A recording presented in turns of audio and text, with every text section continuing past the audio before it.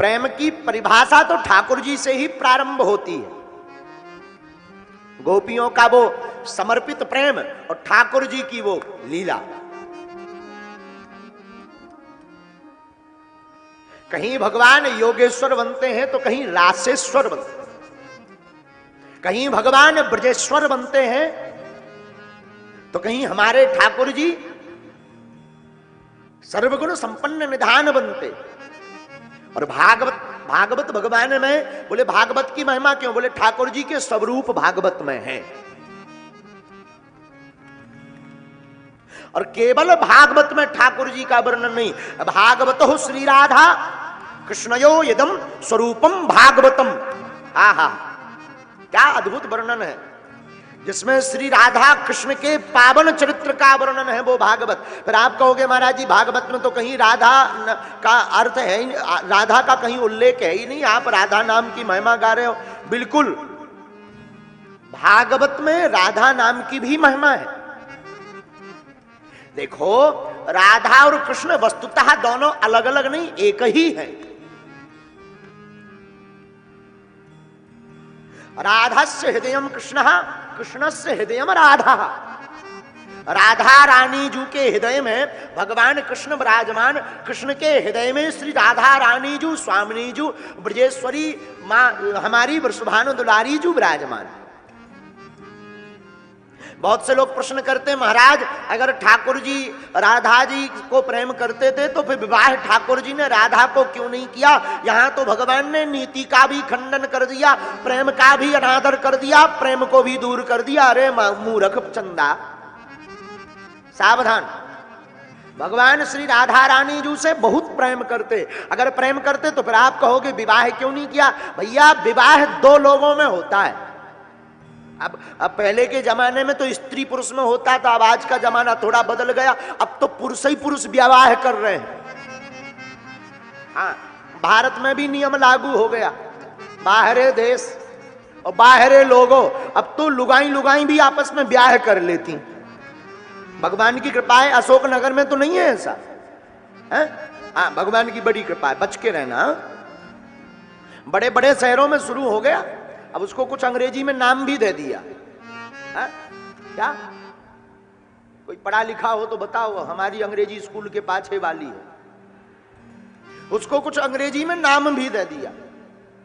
तो लोग कहते हैं महाराज भगवान हमारे आपके कृष्ण भगवान ने प्रेम का अनादर किया। अरे ठटरी के बरे,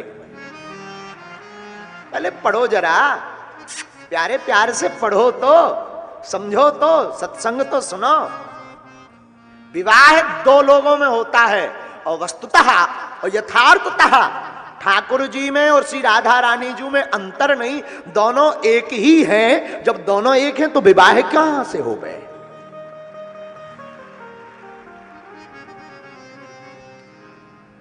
और भागवत में राधा नाम का उल्लेख क्यों नहीं?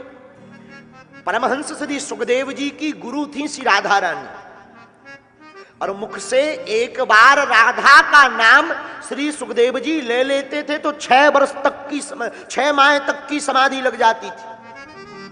हाँ, इसलिए श्री सुखदेव जी ने विचार किया कि कहीं हमने राधा कहा और 6 माह की समाधि लग गई तो राजा परीक्षित को 7 दिन में मरने का तक्षक नामक नाग के काटने से मौत का वरदान मिला है, तो ये तप जाएंगे, भागवत होगी नहीं, सत्संग ठहर जाएगा, हमारी समाधि में ही सब गड़बड़ हो जाएगा। इसलिए राधा नाम का उल्लेख नहीं किया, संकेत पूर्ण रूप से किया। राधा नाम मात्रेण मूर्छा साशमा सिकी भवेत अतो ना गृहीत मुनिना। इसलिए मुनि ने राधा नाम का उल्लेख नहीं किया श्रीमद् भागवत। और श्री राधा जी से देखो भाई, आप कहेंगे फिर आप सिद्ध करके बताओ कि भागवत में राधा नाम का उल्लेख, राधा का संकेत कहां आया? तो भागवत नाम में ही श्री राधा रानी जी का संकेत है। पहले भागवत का नाम था सिर्फ भागवतम, भागवत केवल भागवत। जब श्री व्यास जी ने भागवत का निर्माण किया और भगवान श्री विष्णु श्री हरि के पास जाकर कहा, सरकार आपकी कथा का हमने निर्माण किया, आप इस पर कृपा कीजिए। तो भगवान विष्णु ने मां लक्ष्मी जी की तरफ देख करके कहा कि देवी जी जरा आप भी इस पर अपने हस्ताक्षर कर दीजिए। तो श्री लक्ष्मी जी मुस्कुराकर बोली, सरकार आपका ग्रंथ, आपकी महिमा, हमारा तो इसमें बैनर में नाम ही नहीं है, हम क्यों करें। भगवान बोले मतलब? बोले इसमें हमारा नाम कहीं हो तब हम इस पर हस्ताक्षर करें। अरे बोले अंधर संकेत रूप में तो आपका नाम है। तो श्री लक्ष्मी जी कहती हैं, सरकार संकेत रूप में है पर मेन बैनर पर, मेन फ्रंट पर नहीं है, सामने हो तब बात बने। तब भगवान विष्णु ने वेदव्यास जी को कहा कि नाम में जरा सा इधर उधर करो। बोले जो आपकी आज्ञा। तो पहले केवल भागवत नाम था, पर भगवान की आज्ञा मानकर श्रीमद जोड़ दिया। श्री का अर्थ लक्ष्मी होता है। ये श्री राधा रानी जी ही भागवत में पहले नंबर पर विराजमान है। श्रीमद् भागवतम पुराण तिलकम यद वैष्णवानां धनम। श्रीमद् भागवतम पुराण तिलकम यद वैष्णवानां धनम। यस्मिन् पारमहंस मेव ममलम ज्ञानम परम गीयते। तो ये प्रारंभ में ही श्री कहा है। तो बोले भागवत क्या है? भगवतः इदम स्वरूपम श्रीमद् भागवतम। भगवान का ही जो रूप है, ये कोई पुस्तक नहीं है कि 7 दिन राधे राधे राधे राधे राधे पर सब आधे आधे। हाँ, तुम आए। अच्छा, श्रोता भी बड़े विचित्र, कई प्रकार के श्रोता होते हैं। बोले चलो भागवत हो रही, 3 घंटा टाइम ही पास हो जाए, ठटरी के बरे। भगवान की कथा टाइम पास है? अरे भगवान की जो कथा में प्रारंभ में आकर बैठता है, मौन होकर, चुप होकर, केवल कथा सुनता है कानों से, बीच बीच में कीर्तन में जो ताली का प्रयोग करता है, ऐसे श्रोता को ही भगवान की कथा सुनने का पूर्ण फल प्राप्त होता है। अब आजकल श्रोता भी अनेक प्रकार के। एक जगह भागवत भई श्लोक एक भी नहीं भया, तो वहां के कुछ लोग आए, बोले महाराज जी भागवत तो ही पर इस श्लोक हुआ ही नहीं।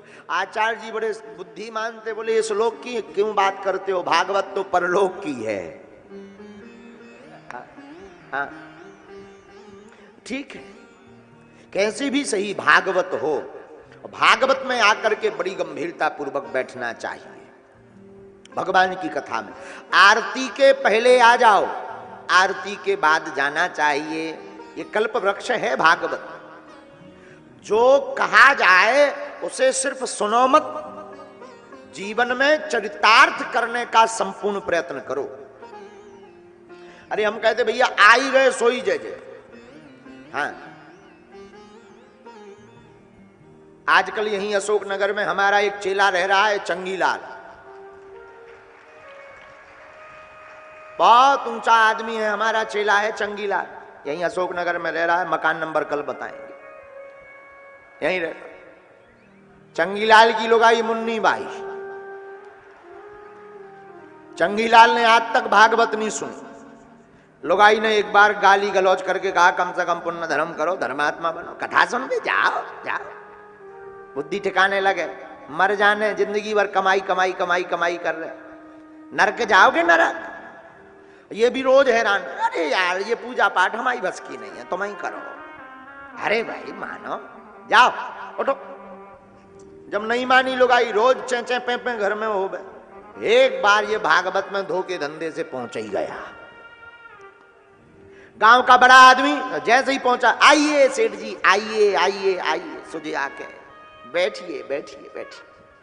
बैठे, और जैसे ही बैठे तो कथा ऐसी है भैया, कथा होत के बीच में, कथा होत के बीच में पाप उठे अकुलाएं। जैसे ही कथा होती है तो पाप भीतर बारे जागते हैं। कथा होत के बीच में पाप उठे अकुलाएं, या सोवे या लड़ पड़े या उठकर भग जाएं। हाँ हाँ, कथा जहां होती है वहां पर जो व्यक्ति जाएगा कथा में, उसे नींद भयंकर आएगी। और आदमी भी ऐसा बढ़िया, अच्छा व्यवस्था भी होती है, बढ़िया पंखा लगो, टेंट लगो, एलईडी लगी, मध्यम मध्यम संगीत बज रहा हो, फिर तो आनंद क्या कहना, गद्दा डरे नेचे बढ़िया, फिर तो नींद आती है। और नींद आवे तो क्या कहना, फिर आदमी झूला झूला मन ही मान बोले कुछ। और कथा जैसी नींद कहीं नहीं आती। आप रामायण पढ़वे बैठो और कथा सुनवे बैठो, ऐसी नींद आए कि यार बिस्तर मिल जाए तो 6 महीना नहीं उठने। हाँ हाँ, कथा के चक्कर में एक जन ने कुर्ता फाड़ दो नींद के चक्कर में। हाँ, एक जन ऐसे ही, और चंगीलाल को भैया मंगीला, वो भी कथा सुनने को, दुकान थी कपड़ों की दुकान, कथा सुनने गया, और सुनवे जैसे ही गयो तो कथा में जाते ही सो गो। और काम था कपड़ों का, सो गो सो तो ठीक है, सपने में कपड़ा बेचन लगो बैठो बैठो बागवती के बीच में। आओ कथा चल रही हो, वो कपड़ा बेच रहा हो, और कपड़ा बेच रहा हो तो देख रहा हो सपना के एक ग्राहक आया, ग्राहक बोला कपड़ा लेना है, इसने कपड़ा निकाल के रख दिया। ग्राहक पूछता है रेट बताओ, ये बोला 5 रुपया मीटर, सस्ता जमाना। तो ग्राहक बोला 5 नहीं 4 रुपया। अरे बोले नहीं 5 लगे, बोले नहीं 4 देंगे, हम तो सिर्फ 4 देंगे। अब सपने में यहाँ बैठे, कथा चल रही, अजय सपनों में देख रहे, जब वो जाने लगा ग्राहक 5 नहीं देने लगा तो इसका दिमाग खराब हो गया। तो बोले ठीक है कोई बात नहीं, ले जा 4.5 में, 4 नहीं 4.5, ले जा 4.5 में, दोनों हाथ पसार और आगे वाले भक्त का कुर्ता दीनों फाड़।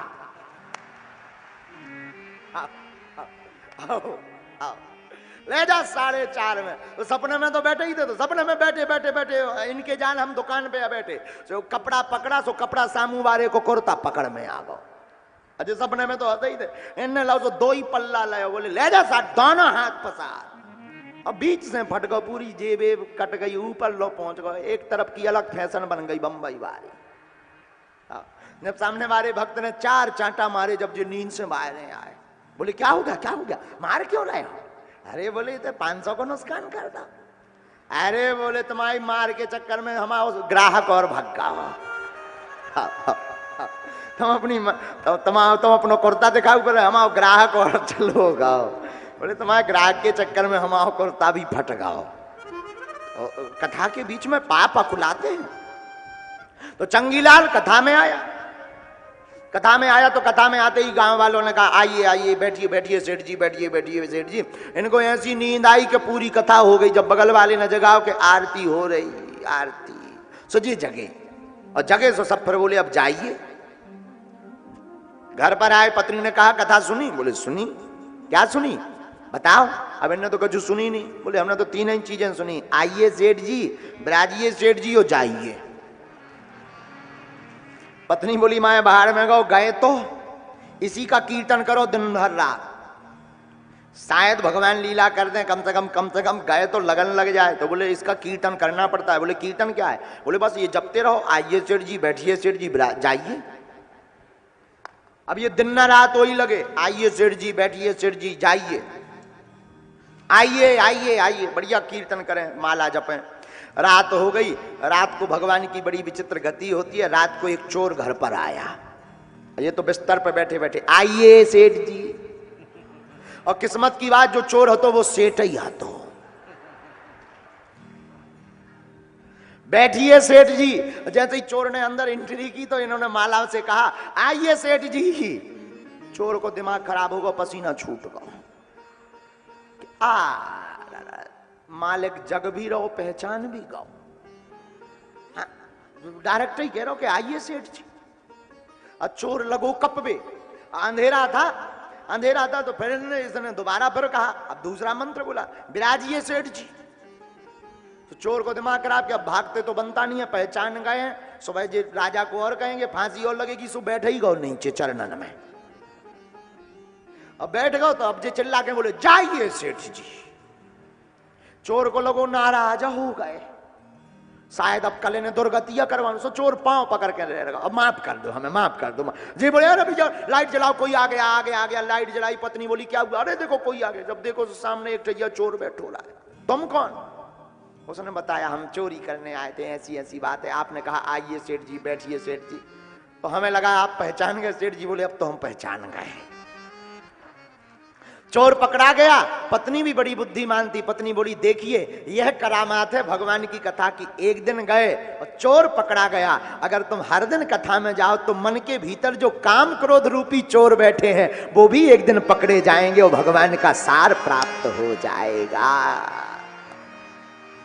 बोले ये तो बाहर के चोर हैं, भीतर भी चोर बैठे हैं, काम रूपी चोर, क्रोध रूपी चोर, ईर्षा रूपी चोर, पाप रूपी चोर, वासना के चोर भीतर छिपे बैठे हैं। और जो कथा में आकर के कथा सुनता है, विराजता है और कथा से पर भगवान का नाम लेता हुआ घर जाता, तो बोले बाहर का चोर भी पकड़ा गया और भीतर के चोर भी पकड़ जाते हैं।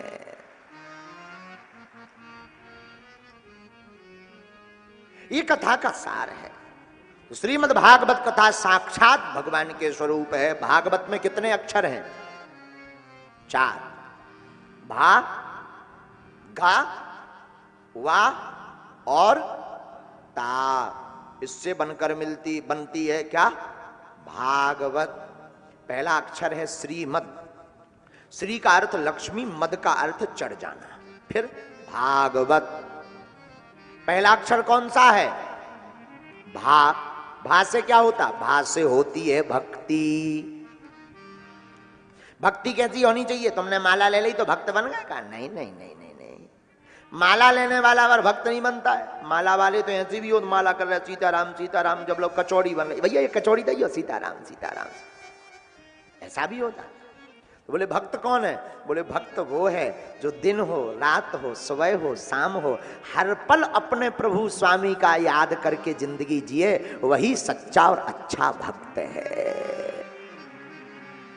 भागवत का अर्थ चल रहा है, तो भागवत का दूसरा अक्षर कौन सा है? क्या? गा। क्या है? गा। गा से होता है ज्ञान। अच्छा, ज्ञान कैसा होना चाहिए? पीएचडी कर ली, डीएड बीएड कर ली तो आप ज्ञानी हो गए क्या?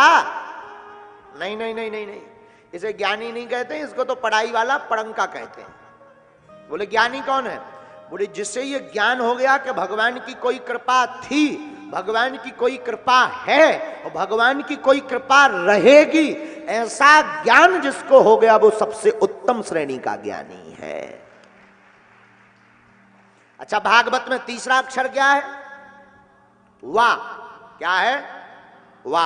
वा से होता है वैराग्य। अच्छा महाराज, वैराग कैसा हो? घर में भाई खटपट सो चल बाबा की मटपट। कई लोग तो ऐसे बाबा बनते हैं, लोग आई से लड़ाई, भाई अब तो हमारे द्वार जाएंगे, बाबा बनेंगे। उनको बाबा थोड़ी कहते, उन्हें पत्नी प्रताड़ित कहते हैं। वो बाबा थोड़ी है। हाँ, हाँ।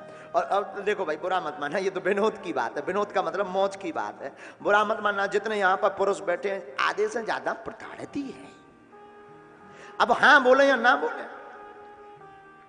कई लोग हाँ इसलिए नहीं बोलते क्योंकि सीरियस केस होता है। हाँ, कई लोग बोल देते, तो ये विनोद की बात। लेकिन बाबा कौन है? बैरागी कौन है? बोले महाराज बैरागी कौन है? घर छोड़ दे वो बैरागी हो गया क्या? अरे कहां पागलों जैसी बात करते। घर छोड़ने वाला थोड़ी बैरागी होता है। पत्नी छोड़ने वाला बैरागी नहीं कहलाता, पुत्र छोड़ने वाला भी बैरागी नहीं कहलाता। सच्चा और अच्छा बैरागी वो है जिसने कुछ भी ना छोड़ा हो लेकिन बुरे कर्मों से बैराग्य धारण कर लिया हो, वो सबसे बड़ा बैरागी है। बुरे कर्म नहीं करेंगे। अब तुम साधु तो बन गए लेकिन काम कसाई के कर रहे, सन्यासी तो बन गए लेकिन मन तुम्हारा गृहस्थ में रखा है, तो तुम बैरागी थोड़ी हो, पक्के काल नेमी हो। बोलो सीताराम।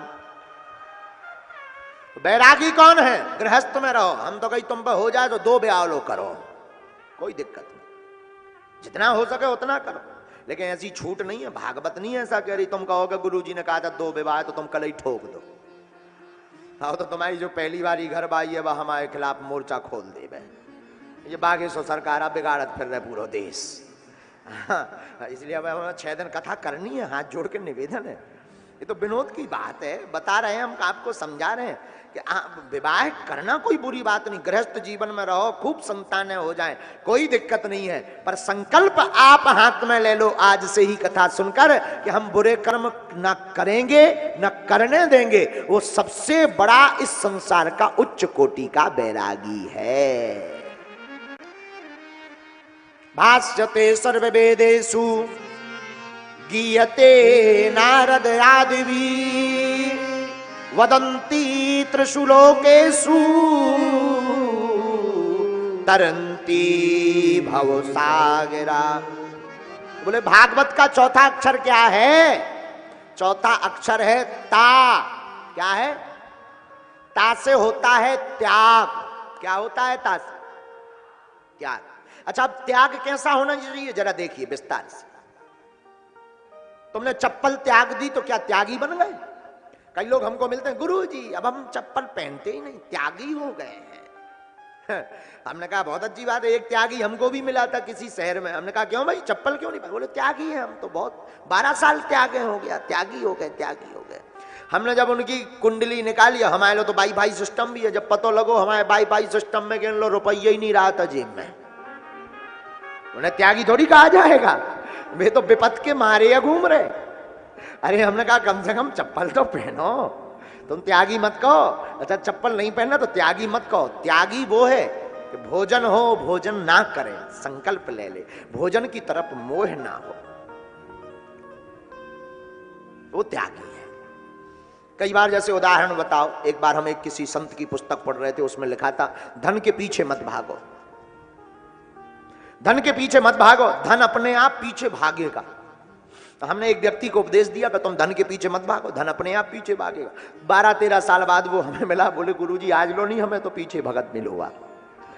तो हमने कहा बात तो तुमने भी सही कही, हमने देख ली, हमने ज्यों की त्यों तो 12 साल से पीछे भाग भी नहीं रहे। हमने पुस्तक फिर पढ़ी तो पुस्तक में आगे लिखा था, बोले धन के पीछे मत भागो, मुड़ के भी मत देखो कि मिलेगा। मुड़ के देखना भी भागना ही है। हम लोग जिंदगी में यही करते हैं गलती, मुड़ के पीछे देखते रहते हैं, मुड़ के भी मत देखो। त्यागी वो है, वस्तु हो, वस्तु में मोह भी ना हो, उसका जो त्याग कर दे वो सबसे बड़ा त्यागी। लेकिन त्यागी बड़ा कौन है, इस पर सोचना जरा।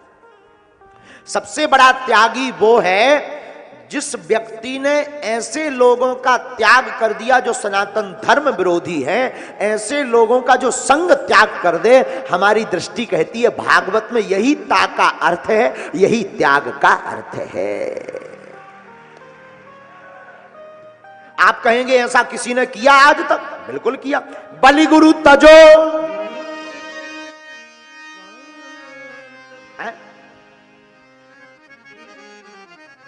तजो पिता प्रहलाद विभीषण बंधु भरत महतारी।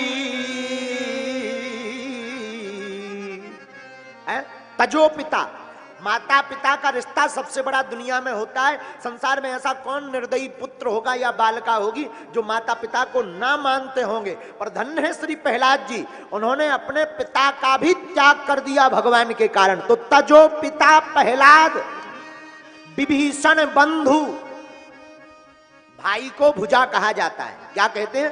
भुजा। भाई है भुजा, पाह।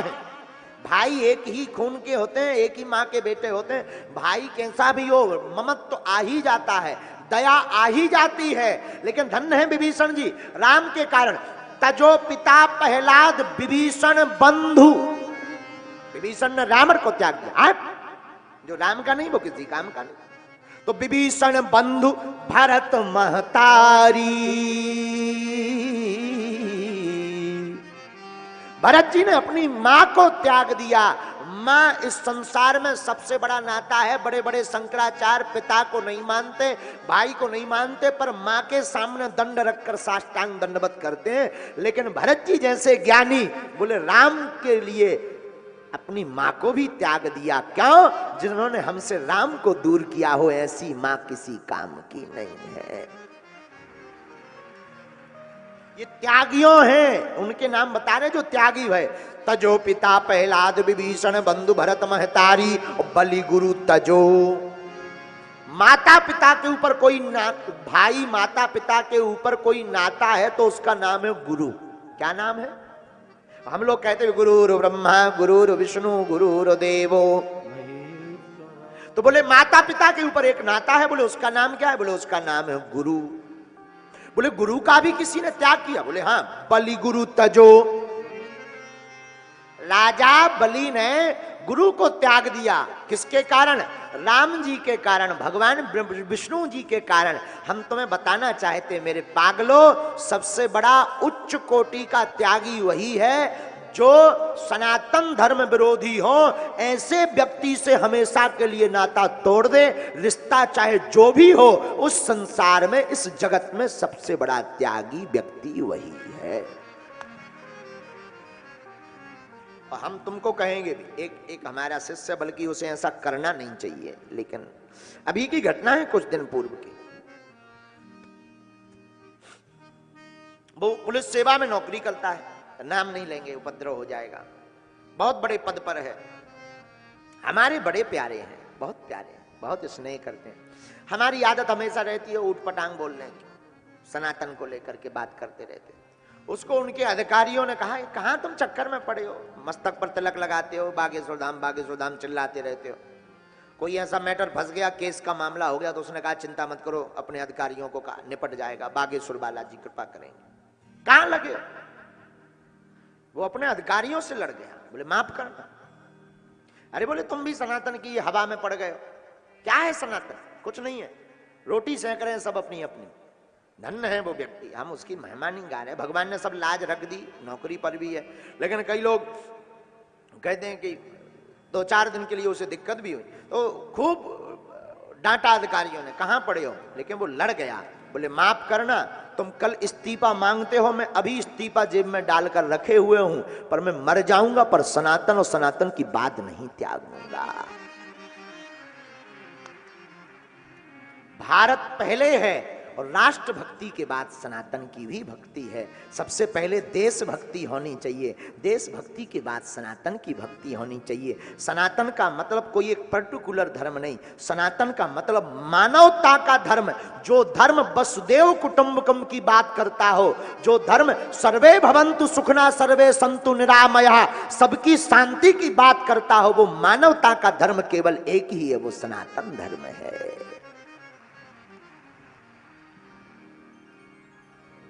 तो त्यागी कौन है? बोले ता का अर्थ क्या? बोले ता का अर्थ है त्याग। ये हो गई भागवत। भागवत का सबसे बढ़िया अर्थ हमसे कोई पूछे तो भक्ति ही भागवत है। भक्ति ज्ञान विरागाणां तत्त्वं यस्मिन् तद् भागवतम्।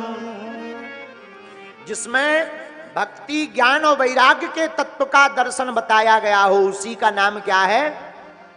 भागवत। इस भागवत कथा में भैया 12 स्कंद हैं। कितने? बहुत विस्तार से समझाएंगे हम।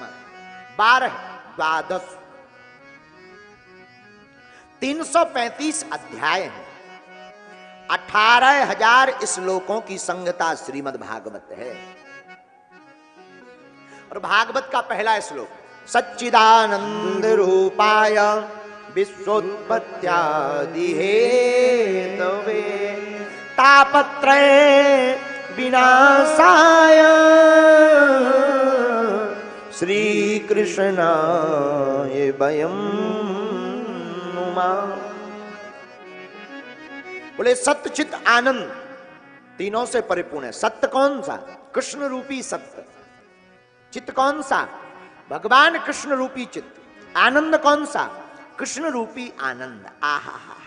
अच्छा, आनंद भी कृष्ण रूपी है। हाँ, हम लोग कई बार बढ़िया जलेबी खाते हैं, जलेबी खा के कहते हैं वाह आनंद आ गया। अरे ये आनंद नहीं, ये तो जीभ का स्वाद है, मजा है। फिर आनंद क्या है? आनंद कंद ब्रजचंद भगवान की कथा सुनकर के जिसका हृदय गदगद हो जाए, जिसकी आंखें भर आवे, रोमांचित पुलकित हो जावे, भगवान की भक्ति की अविरल धारा जिसकी जिंदगी में बहने लगे, बुरे कर्म त्याग कर जो ठाकुर जी के भाव को भजने लगे, वह परमानंद ठाकुर की कथा ही आनंद है। विश्वोत्पत्त्यादि, इसका अर्थ जानिए।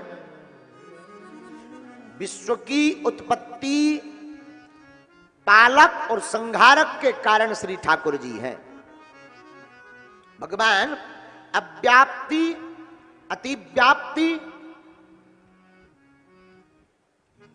असंभव कि त्रिय दोष के निवारक श्री ठाकुर जी हैं।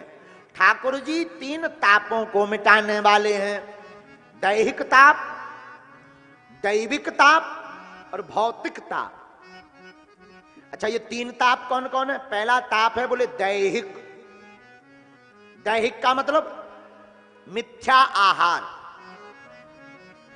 ऐसा भोजन करने से ज्वर हो जाए, शरीर में बुखार आ जाए, जुखाम हो जाए, कोरोना हो जाए, यह है दैहिक ताप।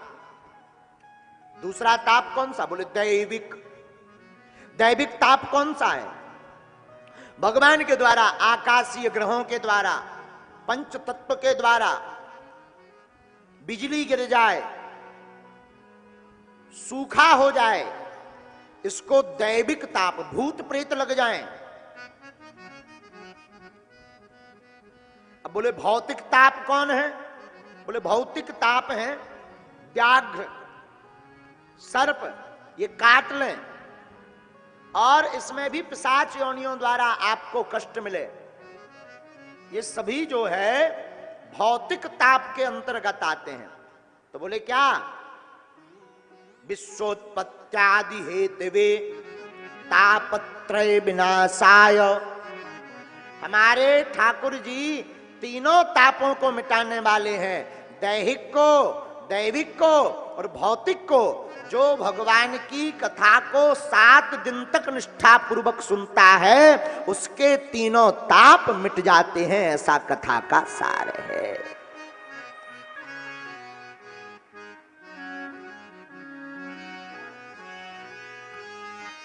दैहिक दैविक भौतिक तापा, दैहिक दैविक भौतिक तापा, दैहिक दैविक भौतिक तापा, दैहिक दैविक भौतिक तापा।